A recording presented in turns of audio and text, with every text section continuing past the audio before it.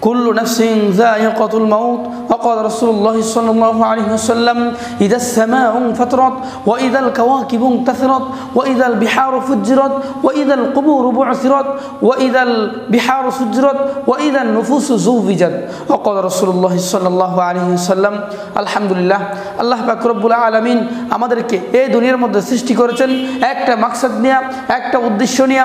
এই উদ্দেশ্যটা হচ্ছে এমন একটা উদ্দেশ্য, দুনিয়ার কোনো উদ্দেশ্য নয়। আল্লাহ পাক রব্বুল আলামিন তার বান্দাকে এই দুনিয়ার মধ্যে সৃষ্টি করেছেন একমাত্র ওয়া মা খালাকতুল জিন্না ওয়াল ইনসা ইল্লা লিয়াবুদুন। আল্লাহ পাক রব্বুল আলামিন দুইটা জাতিকে এই দুনিয়ার মধ্যে সৃষ্টি করেছেন একমাত্র আল্লাহ পাক রব্বুল আলামিনের ইবাদত করার জন্য, আল্লাহ পাক রব্বুল আলামিনের হুকুম আহকাম মানার জন্য, আর কোনো দুনিয়ার যা কিছু আছে কোনো কিছুর জন্য নয়। এই জন্য আমরা দুনিয়ার মধ্যে আজকে মগ্ন হয়ে আছি, দুনিয়ার সাথে আমরা ডুবে আছি, দুনিয়ার ভালোবাসায় আমরা ডুবে গেছি। আজকে আমরা চিন্তা করতেছি না আমরা দুনিয়ার মধ্যে একদিন ছিলাম না, একদিন থাকবো না। আজকে দুনিয়ার মধ্যে আসছি, একদিন আমরা দুনিয়ায় কেউ থাকবো না। দুনিয়া ছেড়ে আপনাকে আমাকে একদিন চলে যাইতে হবে প্রিয় বস্তু আহবাব। এই জন্য আমরা দুনিয়া থেকে যাওয়ার আগে আগে দুনিয়ার যা আল্লাহ পাক রব্বুল আলামিনের যে হুকুম আহকাম আছে সবগুলা মেনে যেন আমরা পরকালে যাইতে পারি। এটা এমন একটা বড় নিয়ামত যে আল্লাহ পাক রব্বুল আলামিন ইচ্ছা করেছিল, যে আল্লাহ পাক রব্বুল আলামিন কি বলেছিল ফেরেশতারা, হে প্রভু আমরা তো আমাদেরকে আপনি সৃষ্টি করেছেন, তাহলে আদম সন্তান কেন সৃষ্টি করবেন? তাদেরকে সৃষ্টি না করলেও তো পারতেন। আল্লাহ বলে আমি যা জানি তোমরা তা জানো না। এই জন্য আল্লাহ পাক রব্বুল আলামিন কি করছেন, আমাদেরকে বানাইছেন এই দুনিয়ার মধ্যে আল্লাহ পাক রব্বুল আলামিনের কুদরতি কদমের মধ্যে সাজা দেওয়ার জন্য। কিন্তু আজকে আমরা নামাজ পড়তেছি না, আমরা সুদ খাইতেছি, আমরা ঘুষ খাইতেছি, আমরা জিনা করতেছি, আমরা নাফরমানি করতেছি, আমাদের মন যেমনে চাইতেছে আমরা চলতেছি। প্রিয় আহবাব, আমরা এই দুনিয়াতে থাকবো না, এই দুনিয়া ছেড়ে আমাদের চলে যাইতে হবে। আল্লাহ পাক রব্বুল আলামিন পবিত্র কোরআনে কারিমের মধ্যে ইরশাদ করেন, কুল্লু নাফসিন যায়িকাতুল মাউত। হে দুনিয়ার মানুষ, প্রত্যেকটা প্রাণীকে কি করতে হবে? মৃত্যুর স্বাদ আস্বাদন করতে হবে। আমরা কেউ এই দুনিয়ার মধ্যে থাকবো না, একদিন দুনিয়া ছেড়ে আপনাকে আমাকে সকলকেই দুনিয়া থেকে যাইতে হবে। এই জন্য আমরা কি নিয়ে যাব? আজকে যদি কোনো মুমিনকে দাওয়াত দেই, ও মুসলমানের সন্তান তুমি মুসলমান দাবি করেছো, আজকে আমরা মুসলমানিত্ব পাইছি কেমনে? যে আমার বাবা ছিল মুসলমান, আমার দাদা ছিল মুসলমান, আমার দাদা ছিল মুসলমান, আমার ভাই ছিল মুসলমান, আমি মুসলমান ওয়ারিস সূত্রে মুসলমান হয়ে গেছি। আমরা কষ্ট করতে হয় নাই। কিন্তু সাহাবায়ে কেরাম কি পরিমাণ মুশাহাদা করে কি করেছেন, ইসলামকে আমাদের মধ্যে পৌঁছে দিয়েছেন। ইসলাম আমরা এমনি প্রায় নাই। বলা হয়েছে বুড়িগঙ্গা নদীর মধ্যে যেই পরিমাণ পানি, কুশারা নদীর মধ্যে যেই পরিমাণ পানি, আর পদ্মা সেতুর মধ্যে পদ্মা নদীর মধ্যে যেই পরিমাণ পানি, এই পরিমাণ রক্তের বিনিময়ে আমরা ইসলাম পাইছি। দোস্ত আহবাব, আমরা ইসলাম এমনি পাই নাই, ইসলাম আমাদের মধ্যে এমনি আসে নাই। এই জন্য বলা হয়েছে ইসলাম এমন একটা জিনিস যেটা হচ্ছে শান্তির ধর্ম। ইসলাম ওয়া মা খালাকুল জিন্না ওয়াল ইনসা ইল্লা লিয়াবুদুন ইন্নাদ দীনা ইনদাল্লাহিল ইসলাম। আল্লাহ পাক রব্বুল আলামিন বলেন একমাত্র আমার কাছে মনোনীত ধর্ম হচ্ছে ইসলাম, আর কোন ধর্ম আমার কাছে গ্রহণযোগ্য নয়। আমরা যখন একটা জমি কিনি তখন আমরা কি করি? ওই জমিটার দখল করি, ওই জমিটার আমরা কি করি? ওই জমিটা যখন আমাদের জমির দলিল আমাদের কাছে থাকে তখন এই দলিলটা আমাদের হয়ে যায়, আমার এই জমিটা আমার হয়ে যায়। আর যতক্ষণ পর্যন্ত আমার দলিল আমার কাছে না আসে তখন আমি ওই কি করতে পারি না, আমি তখন দাবি করতে পারি না যে আমার সম্পত্তি, এটা আমার জিনিস, আমার মাল, এটা আমার জিনিস আমি দাবি করতে পারি না। যখনই আমার কাছে ওই দলিল থাকবে তখনই আমি বলতে পারবো যে এটা আমার জিনিস। এই জন্য ভাই আজকে আমরা কি করতেছি, আমাদের আল্লাহ পাক রব্বুল আলামিন এমন একটা সার্টিফিকেট দিয়েছেন যে সার্টিফিকেটটা পৃথিবীর কোনো মাখলুকাতকেই দেয় নাই। আমরা একমাত্র জিন এবং ইনসানকে আল্লাহ পাক রব্বুল আলামিন দিয়েছেন। এই জন্য আল্লাহ পাক বলেন ওয়া মা খালাকতুল জিন্না ওয়াল ইনসা ইল্লা লিয়াবুদুন। এবং আরেকটা সূরার মধ্যে লাকাদ খালাকনাল ইনসানা ফি আহসানিত তাকওয়িম। আল্লাহ পাক রব্বুল আলামিন বলেন, হো দুনিয়ার মানুষ, আমি দুনিয়ার মধ্যে যত বস্তু বানাইলাম কোনো বস্তুকে এত সুন্দর করে বানাই নাই, যেই পরিমাণ সুন্দর করে আমি মানুষ বানাইছি এবং জিন বানাইছি। এই জন্য আমরা যখন আকাশ দিয়ে একটা পাখি উড়ে যাই আমরা কি বলি? ও পাখি তুই কত সুন্দর। পাখি ডাক দিয়ে বলে আমি সুন্দর না। আল্লাহ পাক রব্বুল আলামিন তোমার যে সুন্দর করে বানাইছে তার সার্টিফিকেট আছে, দলিল আছে, কিন্তু আমি যে এত সুন্দর করে বানাইলো তার কোনো সার্টিফিকেট নাই। এটা তো বলতেছিলাম যে আল্লাহ পাক রব্বুল আলামিন আমাকে বানাইছে তার একটা দলিল আছে, আর আপনারা যে বানাইছে কিনা পাখি, তোরা যে বানাইলো পাখি বলে আমার কোনো সার্টিফিকেট নাই।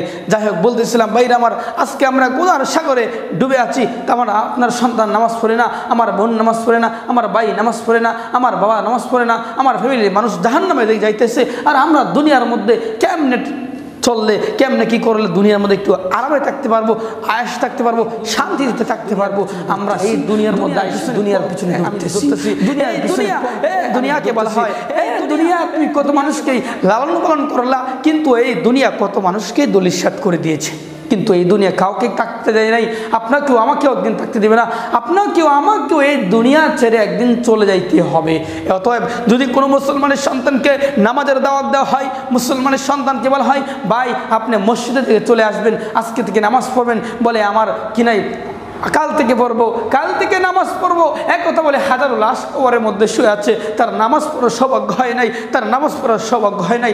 অসংখ্য অগণিত মুসলমানের সন্তান আজকে কবরের মধ্যে শুয়ে আছে, একটা মাত্র উদ্দেশ্য, কি করে নাই, নামাজের দাওয়াত দিলে বলে আমার কাপড় ঠিক নেই, আমার নামাজের দাওয়াত দিলে বলে আজকে সময় নেই, কালকে থেকে পড়বো, নামাজের কথা বললে বলে যে আমি আগামীকাল থেকে পড়বো, নামাজের কথা বললে বলে কাল থেকে পড়বো, কাল থেকে পড়বো, এক কথা বলে হাজারো লাশ কবরের মধ্যে শুয়ে আছে।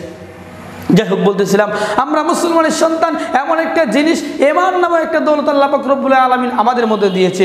বলা হয়েছে যে একটা লাইটের ব্যাটারির মধ্যে যখন পাওয়ার থাকবে না, যখন চার্জ থাকবে না, তখন ওই লাইটটা যেরকম জ্বলবে না, একটা মুমিনের পরিপূর্ণ ঈমান যখন না আসবে, তার ভিতর থাকবে না, ততক্ষণ পর্যন্ত তার ভিতরে কি হবে না, আল্লাহ পাক রব্বুল আলামিন হুকুম আহকাম পালন করতে ভালো লাগবে না, স্বাদ আসবে না, আল্লাহর হুকুম পালন করতে ভালো লাগবে না, রসুলের তরিকায় চলে তার ভালো লাগবে না, জিকিরের মধ্যে ভালো লাগবে না, গুনার কাজে শুধু লেগে থাকতেই ভালো লাগবে। এই জন্য দোস্ত আহবাব, পৃথিবীর আজকে আনাচে কানাচে তাকালে দেখা যায় বিভিন্ন রাষ্ট্রের মধ্যে, যেটা মুসলিম কান্ট্রিগুলো আলহামদুলিল্লাহ অনেকটাই ভালো, ইহুদি কান্ট্রিগুলো যেই রাষ্ট্রগুলো বিধর্মী রাষ্ট্র, ওই রাষ্ট্রের মধ্যে প্রকাশ্যে গোপনে আজকে জিনা চলতেছে, আজকে নাফরমানি চলতেছে, আজকে বেঈমানি চলতেছে। ও মুসলমানের সন্তান, তুমি কোথায় আছো? তুমি কোন সাগরে ডুবে আছো? কোন জায়গার মধ্যে তুমি এখনো বসে আছো? তুমি একবারও ভাবা নাই তোমাকে মরতে হবে, মৃত্যুর স্বাদ তোমাকে পালন করতে হবে, মৃত্যুবরণ তোমাকে করতেই হবে। তুমি পৃথিবীর যে কোনো প্রান্তে যাও না কেন, মৃত্যুবরণ তোমাকে করতে হবে। এক সাহাবী রাদিয়াল্লাহু তাআলা আনহু আল্লাহ রাসূলের দরবারে গিয়ে বলতে পয়সা ও কথা শুনতেছে, এই মুহূর্তে আজরাইল আলাইহিস সালাম তার কাছে চলে আসছে।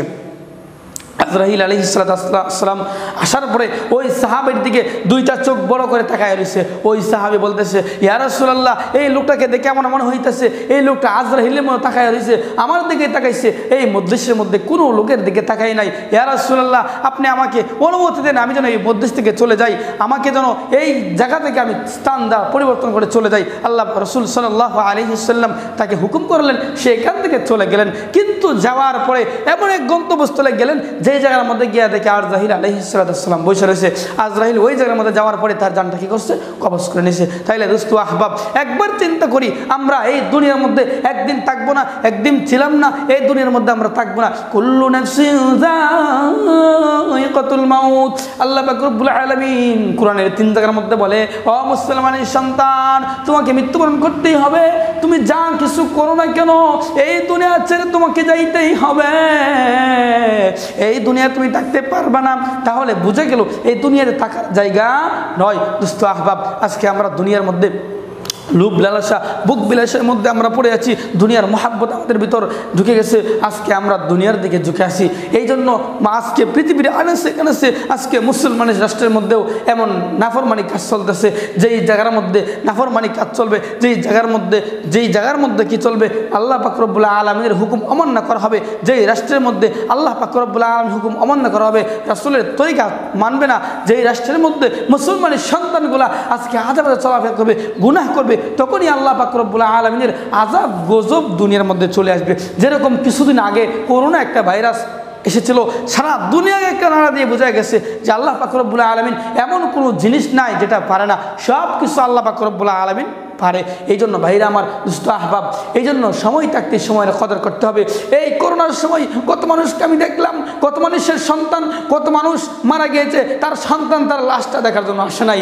আমরা কি করছি? আমরা মুসলমানের সন্তান, আমি বলেছিলাম যে আমার রাজ্যের মধ্যে 99 মুসলমান রাষ্ট্রের মধ্যে কোনো মুসলমান যদি মারা যায় আর আমি একজন মুসলিম বেঁচে থাকতে আমার সামনে ওই মুসলমানের কবর হবে না, ওই মুসলমানের কাফন দাফন দেওয়া হবে না, ওই মুসলমানের জানাজা হবে না, ওই মুসলমানকে কবর দেওয়া হবে না, এটা হতে পারে না। এই জন্য এই করোনার সময় আমরা একমাত্র মানুষ, আমরা একমাত্র আলেমরাই আমরা কি ছিলাম, আমরা ছিলাম যে আমরা জীবনের রিস্ক নিয়ে আমরা মানুষের গোসল করাইছি, মানুষের দাফন দিয়েছি, মানুষের কাফনের ব্যবস্থা করেছি। কিন্তু এমনও জায়গায় গেছে করোনার মানুষ মারা গেছে, কোনো মানুষ ঘর থেকে বের হয় নাই। এই জন্য দুস্থ আহবাব, আমরা এই দুনিয়ার মধ্যে কেউ থাকবো না, এই দুনিয়া ছেড়ে আমাদের চলে যাইতে হবে। এই জন্য সময় থাকতে সময় না কদর দেওয়া, সময় যখন চলে যাবে তখন সময়ের চিন্তা করলে আর কোনোদিন আসবে না। এই জন্য মৃত্যুর আমাদের করতে হবে, আমরা কেউই থাকবো না, এই দুনিয়া ছেড়ে আমাদের যাইতে হবে। আল্লাহ পাক রব্বুল আলামিন যে কুরআনে বলেন কুল্লু নাফসিন যায়িকাতুল মাউত, হ্যাঁ মুসলমানের সন্তান তোমাকে মৃত্যুবরণ করতেই হবে। এই জন্য যতদিন পারো, যেরকম একটা আসমানের মধ্যে আকাশের মধ্যে একটা ঘুড়ি উড়াইলে ওই ঘুড়িটা উঠতে থাকে, বিভিন্ন জায়গায় ঘুরতে থাকে, ঘুড়িটাকে যখন টান দেওয়া হয় তখন ঘুড়িটা কি বলে আমি আসবো না, অবশ্যই আসতে হয়। তো আল্লাহ পাক রব্বুল আলামিন আমাদের পায়ের মধ্যে শিকল লাগাইয়া ছেড়ে দিছে, বলতেছে শিকল লাগাইয়া ছেড়ে দিছে, যখনই আল্লাহ পাক রব্বুল আলামিন ডাক দিবেন, আমাদের টান দিবেন, তখনই আমাদের চলে যেতে হবে। এই জন্য আমরা এই দুনিয়াতে কেউ থাকবো না, দুনিয়া ছেড়ে আমাদের যাইতে হবে। এই জন্য সময় থাকতে সময়ের কদর দেওয়া। আজকে মুসলমানের সন্তান বলা হয়েছে যেই রাজ্যের মধ্যে জিনা ব্যভিচার নাফরমানি শুরু হয়ে যাবে তখনই আল্লাহ পাক রব্বুল আলামিনের গজব চলে আসবে। একটা ঘটনা বলি আপনারা শুনেন। মুসা আলাইহিস সালামের জমানায় 40 দিন যাবৎ আসমানি খাবার দিছে, মান্না ওয়া সালওয়া, সালওয়া মান্না ওয়া সালওয়া খাবার দিতেন। তখন আসমান থেকে রহমত আসতেন, আসমান থেকে গরু আসতেন, আসমান থেকে বিভিন্ন খাবার আসতেন, মুরগি আসতেন, মুরগির রোস্ট আসতেন, বিভিন্ন জিনিস আল্লাহ পাক রব্বুল আলামিন তার মুসা আলাইহিস সালামের উম্মতকে দিতেন। ওয়াসাল্লাল্লাহু আলাইকুম গামামা ওয়ানজালনা আলাইকুমুল মান্না ওয়া সালওয়া। যখনই গুনাহ করা শুরু করে দিয়েছে তখনই আল্লাহ পাক রব্বুল আলামিন খাবার বন্ধ করে দিয়েছে। এই জন্য মুসলমানের সন্তান আমরা যখনই আমরা গুনাহ করব তখনই আল্লাহ পাক রব্বুল আলামিনের আযাব গজব আমাদেরকে বেষ্টনী করে ফেলবে। এই জন্য মুসা আলাইহিস সালামের জমানায় 40 দিন যাবৎ আসমান থেকে খাবার আসতো। হঠাৎ করে একদিন তার রাজ্যের মধ্যে গুনাহ করা শুরু করে দিয়েছে। আল্লাহ পাক রব্বুল আলামিন হুকুমে কি করেছেন, তার রাজ্যের মধ্যে আযাব গজব শুরু হয়ে গেছে। মুসা আলাইহিস সালাম এর জমানায় এই গুনাহ